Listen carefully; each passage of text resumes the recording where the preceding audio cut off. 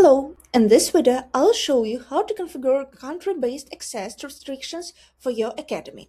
This feature helps you control which countries learners can access the platform from, making it especially useful for enhancing security or serving a specific audience.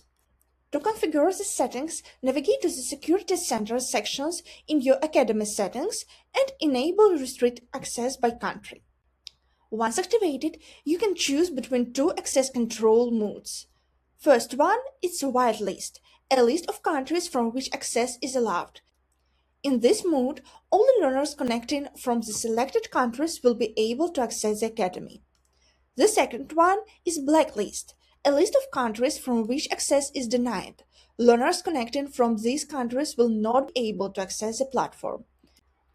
Next, simply select the required countries from the list and save your settings. The system will automatically enforce the configured restrictions whenever learners attempt to access the academy. I hope this helps and good luck with your academy.